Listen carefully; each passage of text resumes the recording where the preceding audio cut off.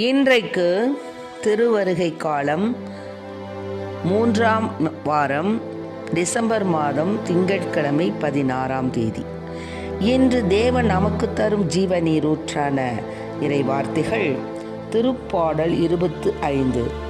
இறைவார்த்தைகள் 25 இறைவார்த்தைகள் 4, 5, 6, 7, 8, 9 முடிய.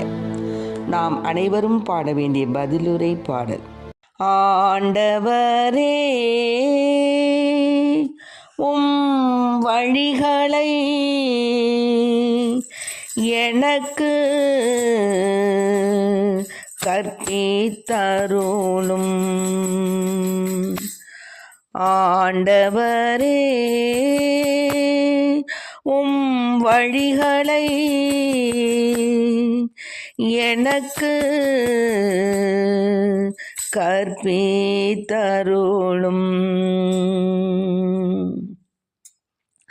ஆண்டவரே, பாதைகளை நான் அறிய செய்தருளும். வழிகளை எனக்கு கற்பித்தருளும். உமது உண்மை நெறியில் என்னை நடத்தி எனக்கு கற்பித்தருளும். ஏனெனில் நீரே என் மீட்பராம் கடவுள். உம்மையே நான் நாள் முழுதும் நம்பி இருக்கின்றேன். ஆண்டவரே, வழிகளை எனக்கு கற்பித்தருளும். உமது உண்மை நெறியில் என்னை நடத்தி எனக்கு கற்பித்தருளும். ஏனெனில் நீரே என் மீட்பராம் கடவுள். உம்மையே நான் நாள் முழுதும் நம்பியிருக்கின்றேன். நீரே என் மீட்பராம் கடவுள்.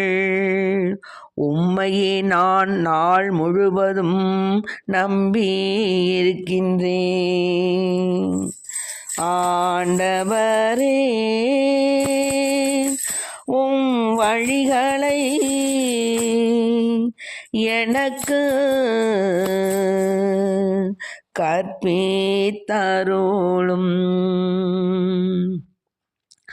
ஆண்டவரே, உமது இரக்கத்தையும் உமது பேரன்பையும் நினைந்தருளும். ஏனெனில் அவை தொடக்க முதல் உள்ளவையே. ஆண்டவரே, உமது இரக்கத்தையும் உமது பேரன்பையும் நினைந்தருளும். ஏனெனில் அவை தொடக்க முதல் உள்ளவையே. ஆண்டவரே, வழிகளை எனக்கு கற்பித்தருளும்.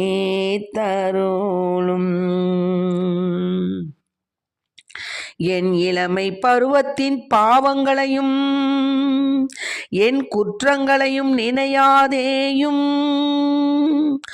உமது பேரன்பிற்கு ஏற்ப என்னை நினைத்தருளும். ஏனெனில் ஆண்டவரே, நீரே நல்லவர். என் இளமை பருவத்தின் பாவங்களையும் என் குற்றங்களையும் நினையாதேயும். ஆண்டவரே, வழிகளை எனக்கு கற்பித்தருளும். ஆண்டவர் நல்லவர், நேர்மை உள்ளவர். ஆகையால் அவர் பாவிகளுக்கு நல்வழியை கற்பிக்கின்றார். எளியோரை நேரிய வழியில் அவர் நடத்துகின்றார். எளியோர்க்கு தமது வழியை கற்பிக்கின்றார். ஆண்டவர் நல்லவர், நேர்மை உள்ளவர். ஆண்டவரே, உம் வழிகளை எனக்கு கற்பித்தருளும்.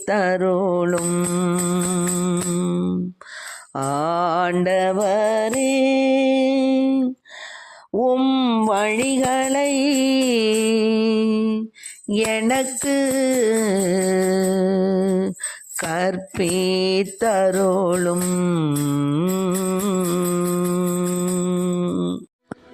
இன்றைக்கு நம் தேவன் தரும் ஜீவநீர் ஊற்றான இறை வார்த்தைகளை கேட்டோம்.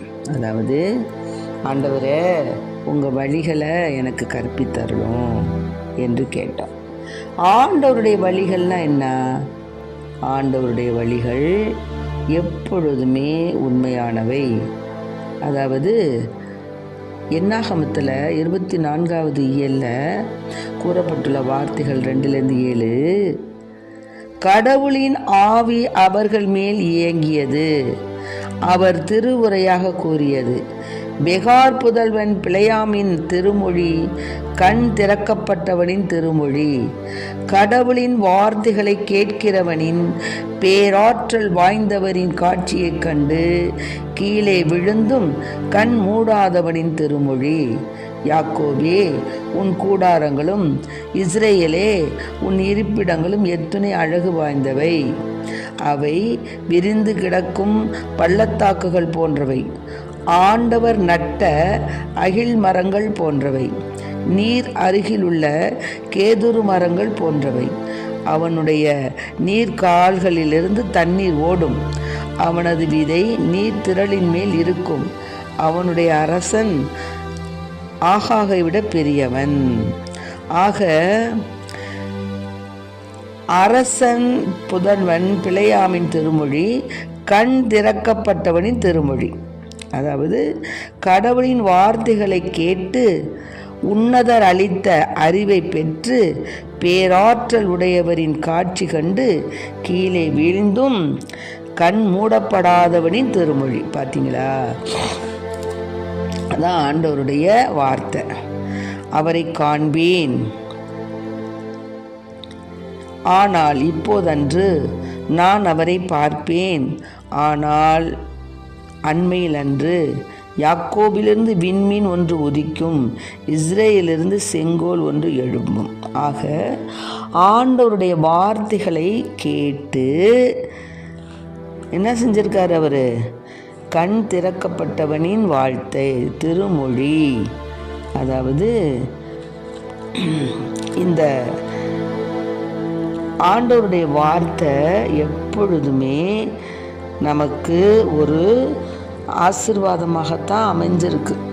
நாம் என்ன செய்கிறோம்? அதை பற்றி கேட்கறதில்ல, அதை பற்றி சிந்திக்கிறதில்ல. இப்போ இந்த திருப்பாடலில் சொல்லியிருக்காங்க பார்த்தீங்களா? என்ன வார்த்தை சொல்லியிருக்காங்க? ஆண்டவரே, உன் பாதைகளை எனக்கு அறிய செய்தருளும், உன் வழிகளை எனக்கு கற்பித்தருளும், உமது உண்மை நெறியில் என்னை நடத்தி எனக்கு கற்பித்தருளும். ஆக ஆண்டவருடைய வார்த்தை எல்லாவற்றிற்கும் மேலானது. அவரை நம்பி அவரை ஏற்றுக்கொள்ளக்கூடிய வார்த்தை. மேலுமாக நம்மை வெட்கத்திற்கு உள்ளாக்காமல் நம்மை வழி நடத்துகின்ற வார்த்தை. மேலும் நம்மை நாள் முழுதும் நாம் ஆண்டவரையே நம்பி இருக்கின்ற வார்த்தை. அவருடைய இரக்கத்தையும் பேரன்பையும் நமக்கு நினைவூட்டக்கூடிய வார்த்தை. ஏன்னா ஆண்டவர் இரக்கமும் அன்பும் உடையவர். அந்த இரக்கமும் அன்பும் உள்ள வார்த்தை தான் ஆண்டவருடைய வார்த்தை. மேலுமாக ஆண்டவர் நல்லவர், நேர்மை உள்ளவர், அவர் பாவிகளுக்கு நல்வழியை கற்பிக்கின்றார். அதனால நம்மை வழி நடத்துகின்ற வார்த்தை, எளியோரை நேரிய வழியில் நடப்பிக்கின்ற வார்த்தை ஆண்டவருடைய வார்த்தை. அதனால நாம் ஆண்டவருடைய வார்த்தையை நம்ம மனதில் இருத்தி அவருடைய வழியில் நாம் நடக்கணும். என் துன்பத்தினின்று நம்மை விடுவிக்கக்கூடிய வார்த்தை ஆண்டவருடைய வார்த்தை. மேலும் நம் உயிரை காப்பாற்றும், நம்மை விடுவிக்கும், அதாவது அவரிடம் அடைக்கலம் புகுந்துள்ள நம்மை வெட்கமுற விழாதபடிக்கு நம்மை காப்பாற்றுகின்ற வார்த்தை.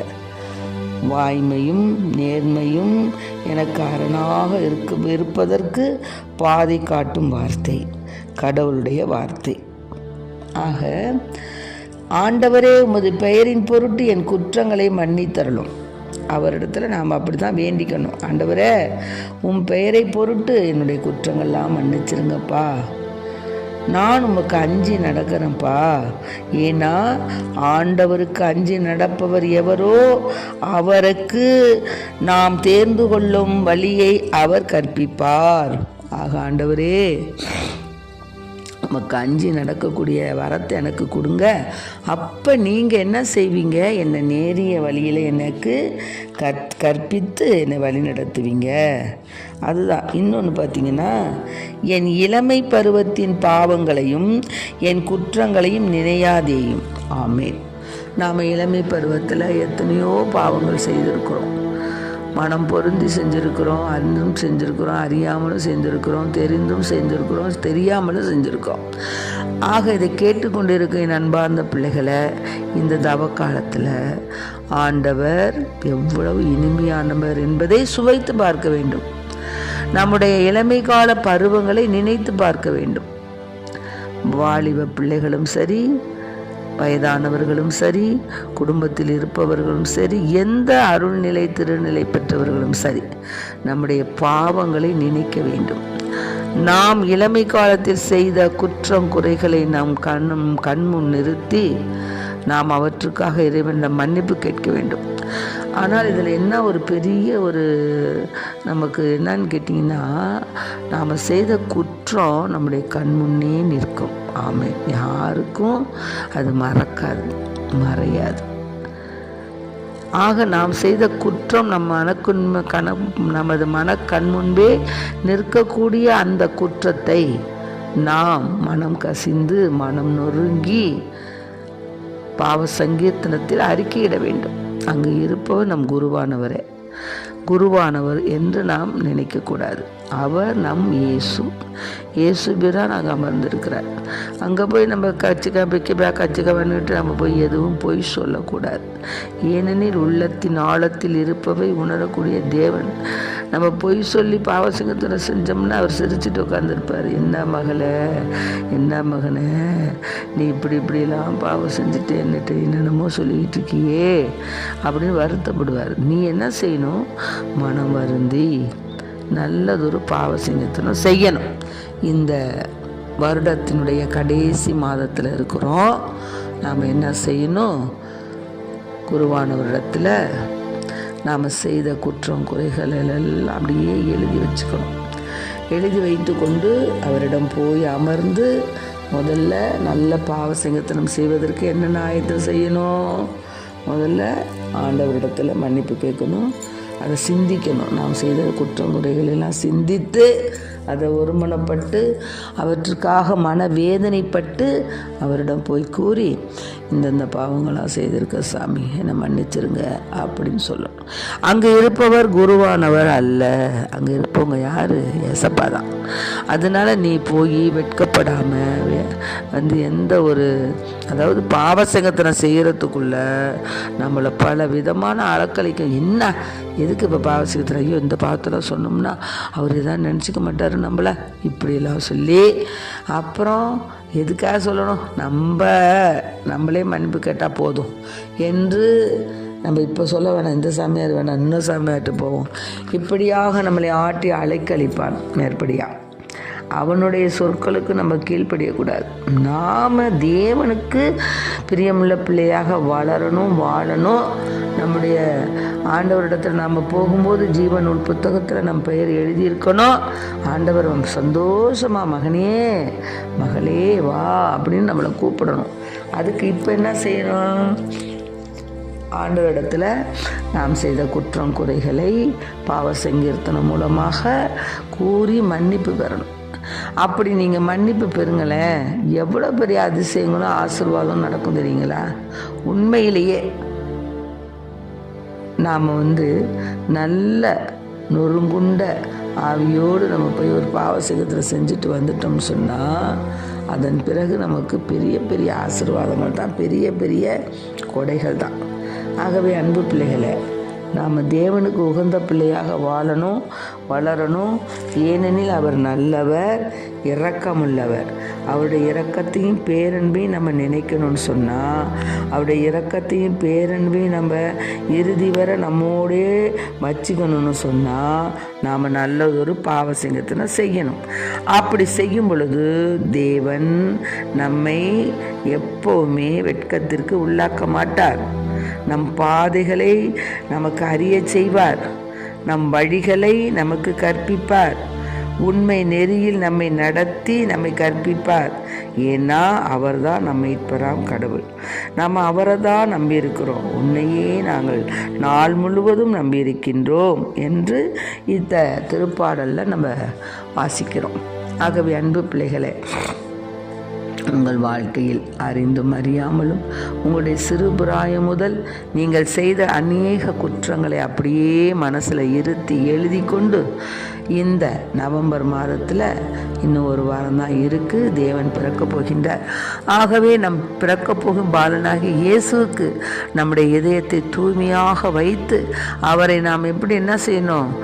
உன்னதத்திலே தேவனுக்கு மாட்சிமை உண்டாகுக, உலகினிலே நல் மனதோர்க்கு சமாதானம் பெருக அப்படின்னு சொல்லி சமாதானம், உலகிற்கு சமாதானம் தர வந்த தேவனை நாம் சமாதானமான உள்ளத்தோடு வரவேற்க ஆயத்தமாகுவோம்.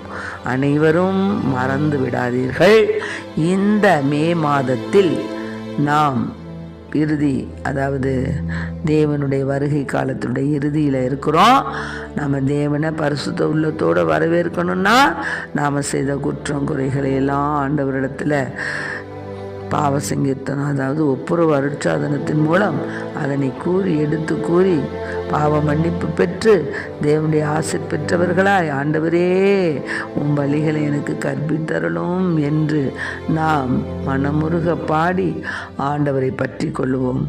மறந்து விடாதீர்கள், ஒருமனப்பட்ட ஆவியுடையவர்களாய், மனம் நொக்குண்டவர்களாய் செய்த குற்றங்களுக்காக இறைவனிடம் மன்னிப்பு கேட்டு நல்லதொரு பாவ சங்கீர்த்தனம் செய்து ஆண்டவர் இந்த வருடம் முழுவதுமாக நம்மை வழி நடத்தி ஆசிர்வதித்து நம்மை பேணி பாதுகாத்து நம் கரம் பிடித்து வழி நடத்தி கொண்டிருக்கிற கிருபைக்காக நன்றி சொல்வோம். நன்றி நன்றி நன்றி ஏசப்பா, உமக்கு கொடான கொடி நன்றி. தாயின் கருவில் உருவாவதற்கு முன்னதாகவே என்னை பெயர் சொல்லி அழைத்தீரே, அதற்காக உமக்கு நன்றி. நல்ல குடும்பத்தையும், நல்ல ஒரு சூழ்நிலையும், நல்ல கணவரையும், நல்ல பிள்ளைகளையும், நல்ல மனைவியையும், நல்லதொரு பதவிகளையும் எங்களுக்கு கொடுத்தீரே, நன்றி ஐயா. எங்களுக்கு நல்லதொரு குடும்பத்தை கொடுத்தீரே, நன்றி ஐயா.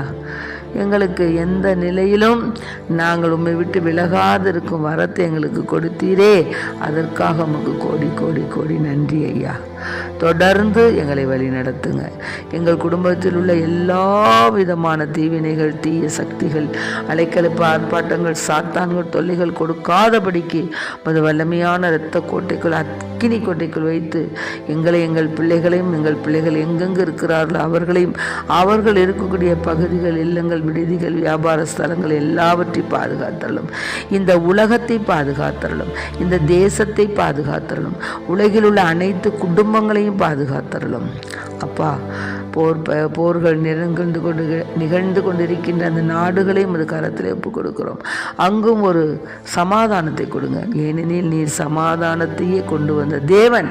பிறக்க போகும் பாலனாகி இயேசு உமது பிஞ்சு கரத்தினால உலகத்துள்ள அனைத்து நாடுகளையும் நீர் கண்காணித்து ஆசீர்வதித்து உமது இரக்கம் என்ற போர்வைக்குள் வைத்து மூடி மறைத்து பாதுகாத்து கொள்வீராக.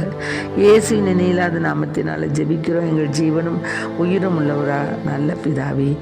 ஆமேன், ஆமேன், ஆமேன். நல்லதொரு பாவ சங்கீர்த்தனம் செய்து நம் பாவங்களை அறிக்கையிட்டு தேவனுடைய அநேக அநேக அநேக ஆசீர்வாதங்கள் அற்புதமான ஆசீர்வாதமான வாழ்வை நாம் பெற்று புத்தாண்டிலே நாம் அடியெடுத்து வைக்கக்கூடிய நேரத்திலே நாம் சமாதான பிள்ளைகளாக மகிழ்ச்சியும் அமைதியும் சமாதானமும் உள்ளத்திலே நிறைந்தவர்களாய் நாம் பிறக்கப் போகும் பாலனை எதிர்பார்ப்போம். புத்தாண்டினை நாம் ஆசீர்வாதமான ஆண்டாக நமக்கு தேவன் மாற்றி அருள நாம் நல்லதொரு பாவ சங்கீர்த்தனம் செய்வோம். ஆமேன். Praise the Lord.